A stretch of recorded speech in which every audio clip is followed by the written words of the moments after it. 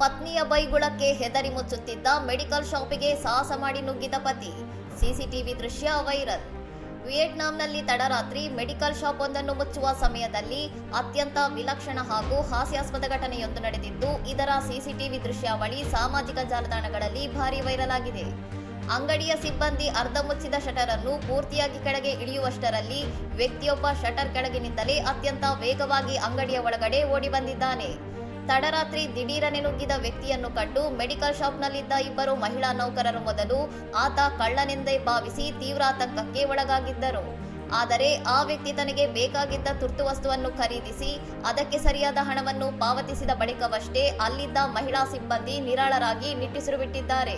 ವಿಚಾರಿಸಿದಾಗ ಮನೆಯಲ್ಲಿದ್ದ ಆತನ ಪತ್ನಿ ಕೆಲವು ವಸ್ತುಗಳನ್ನು ತರಲು ಕಳುಹಿಸಿದ್ದು, ಒಂದು ವೇಳೆ ಬರಿಗೈಯಲ್ಲಿ ಮನೆಗೆ ಮರಳಿದರೆ ಬೆಳಗ್ಗಿನವರೆಗೆ ಪತ್ನಿಯ ರಗಳೆ ಮತ್ತು ಬೈಗುಳ ಕೇಳಬೇಕಾಗುತ್ತದೆ ಎಂಬ ಭಯದಿಂದ ಆತ ಈ ಸಾಹಸ ಮಾಡಿದ್ದಾಗಿ ತಿಳಿದು ಬಂದಿದೆ.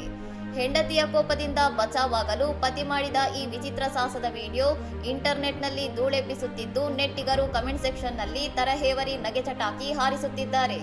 ಇನ್ನಷ್ಟು ಸುದ್ದಿಗಳಿಗಾಗಿ ನೋಡ್ತಾ ಇರಿ ಸೌರಂ ಟಿವಿ.